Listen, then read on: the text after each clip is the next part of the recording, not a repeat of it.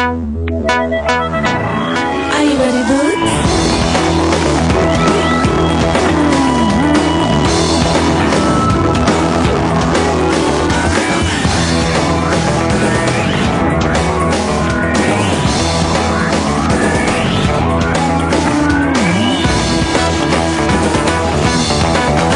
Boots? Assalamualaikum guys, balik lagi bersama gue Njoreling. Gimana kabarnya hari ini? Mudah-mudahan baik-baik aja, sehat-sehat aja semua. Balapan ke-1000 di GP Prancis nyajiin balapan yang seru, banyak chaos, drama, crash, serta prediksi yang gak terduga di balapan tersebut. Langsung aja gue pengen nyampein beberapa hal yang terjadi di balapan GP ke-1000 di GP Prancis. Yang pertama, Viñales ngajak Pecco ke gravel. Di awal selepas start udah berjalan seru, dipimpin oleh Marquez yang start brilliant, diikutin oleh Miller dan Marini serta Pecco Bagnaia. Semua berjalan oke, dan ada aksi overtake di 3 lap awal. Viñales yang start ke-6 itu bisa langsung ada di posisi keempat buat nempel Pecco yang ada di top 3. Masuk di lap keempat, disinilah sebuah chaos terjadi, yang dimana pada saat masuk ke tikungan sebelum last corner, saat Viñales hendak nyalip Pecco Bagnaia, tiba-tiba motor Viñales itu oleng dan crash yang sayangnya ngehantam Pecco, dan mereka berdua pun akhirnya crash. Dan tuh berdua udah ribut udah saling tuduh lah sesaat setelah crash itu di pinggir trek. Lucunya begitu udah crash nih, udah nggak bisa lanjutin balapan. Itu lucunya mereka berdua boncengan sih pas balik ke pedok. Itu gemes banget gue ngeliatnya. Gemes, sumpah asli gemes parah. Pecco pun ya posisi puncaknya terancam dan cuman berselisih 1 poin dari sang pemenang. Tentu hasil ini ngerugiin Pecco Bagnaia banget, yang sekarang memimpin klasemen, dan kian gregetan banget gue ngeliat selisihnya 1 poin dong cuy. Balik lagi ke insiden tadi, apakah ini racing insiden atau disengaja? Kalau menurut gue sendiri dari sudut pandang gue, ini racing insiden. Kenapa? Motor Viñales itu oleng, dan di sisi lain juga gue ngeliat Pecco itu pun udah ada di sisi racing line, jadi ibaratnya dia udah ngasih jalan juga buat nge-overtake gitu loh, buat di overtake.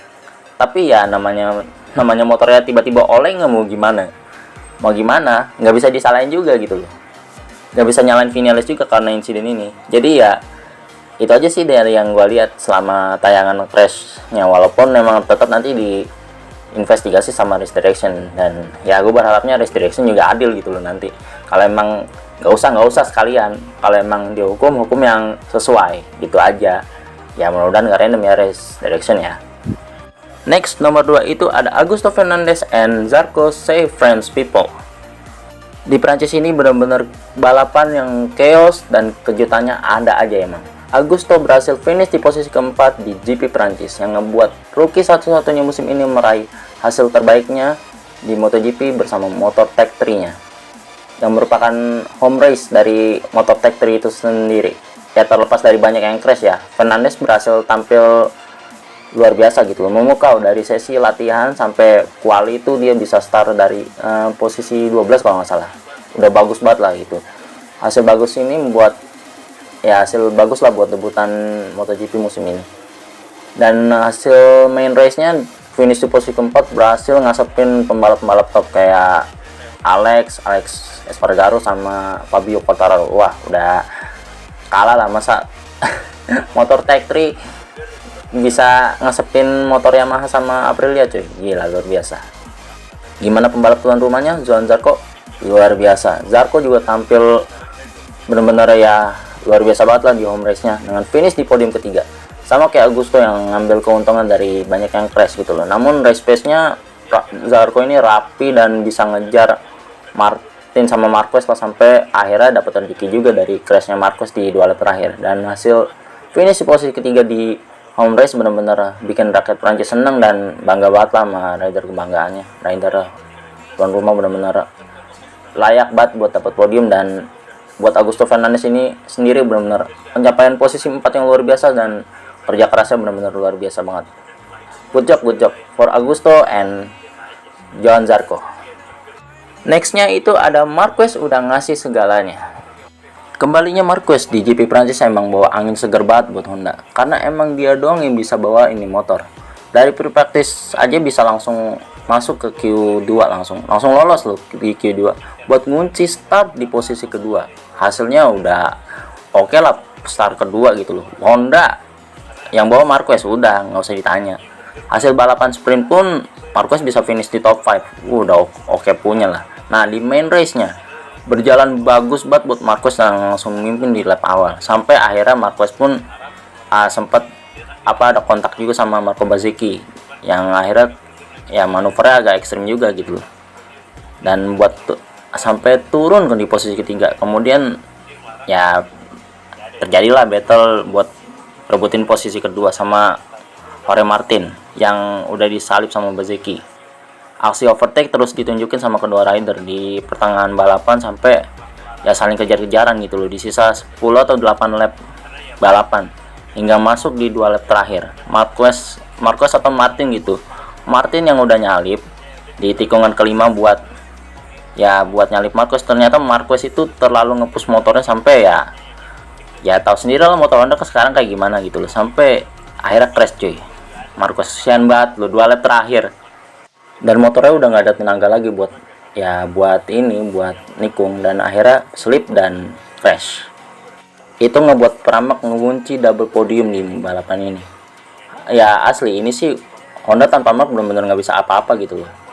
Honda nggak ada di atas kalau nggak ada Mark, malah cuma di bawah. Secara performa Marquez udah push on the limit loh, udah push on the limit banget sama motornya. Tapi ya mau gimana, motornya udah benar-benar harus ada yang dirubah gitu loh. Ya lagi juga biar konsisten, biar dapat hasil yang bisa lebih baik lagi ke depannya. Pokoknya buat Marquez ini udah well done lah. Pokoknya good luck for the next race in Mugello. That's it. Berikutnya ada Pramac yang impresif. Pramac Ducati tampil memukau di GP Prancis dengan berhasil raih double podium di main race. Awal balapan kita dikasih lihat kalau Martinator itu yang berusaha mati-matian buat ngulangin hasil impresifnya dia di sprint race GP, yang sayangnya Bezzecchi tampil kenceng banget di balapan ini. Tampil luar biasa lah, dan nggak kekejar sama sekali. Namun hasil runner up udah oke lah buat Martin yang tampil luar biasa dan Spartan banget di balapan GP Prancis kali ini. Zarco pun juga seperti yang gue bilang tadi, tampilnya juga race pace rapi dan cukup bagus lah, sampai dia ada di belakang liatin duel antara Martin dan Marquez yang berujung jackpot dapat podium ketiga di home race. Yang pasti udah lagi-lagi gue bilang rakyat Prancis udah pasti seneng lihat rider andalannya udah bisa raih podium gitu loh di balapan itu. Untuk Martinator ini benar-benar angin seger buat dia tampil bagus di 2 balapan GP Prancis ini, sekaligus modal lah buat di GP Mugello buat 3 minggu ke depan. Ya ini juga buat podium Pramacnya benar-benar the best lah. Congrats, do your best for the next race. Yang terakhir, Bezzecchi deserve for the win. Asli gue nggak ngerti lagi sama Marco Bezzecchi, asli sumpah. Tapi di balapan ini tuh dia benar-benar kuat banget. Bahkan Marini yang punya peluang lebih gede aja itu malah crash sama Alex Marquez. Nguntungin Bezzecchi banget gitu loh buat masuk langsung tuh ke top 3. Dan di saat itu depannya udah ada makan, dan saat itu juga dia langsung ngeluarin overtake yang cukup agresif, dan ya karena keagresifannya itu dia langsung disuruh turun 1 posisi. Dan begitu dia udah ngasih jalan nih kan ke Marquez, abis itu langsung bisa dikejar balik, bahkan nyalip lagi Marquez serta Martinator. Setelah itu langsung ngejauh dan gak kekejar sama sekali sama Martin yang ada finish di posisi kedua dengan jarak 4 detik. Luar biasa emang.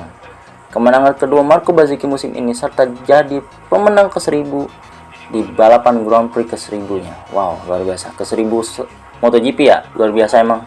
Sumpah. Dan hanya berjarak 1 poin dari sang kompatriot sekaligus angkatan VR46 Academy Pecco yang masih memimpin klasemen. Gila, cuma jarak 1 poin boy, gila. VR46 ini benar-benar ya nggak salah juga sih ngambil Bezzecchi buat ada di MotoGP.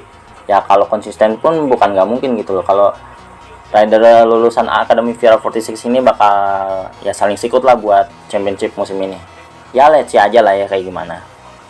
Wow, balapan ke-1000 Grand Prix yang benar-benar bikin mata seger melek banget, serta banyak kejadian yang luar biasa. Banyak plot twist juga gitu loh di balapan ini. What a great race. Oke, mungkin itu aja dari gua. Kurang lebihnya mohon maaf. Wassalamualaikum, kalau ada yang salah mohon dikoreksi. Jangan lupa di like, share, comment, dan subscribe.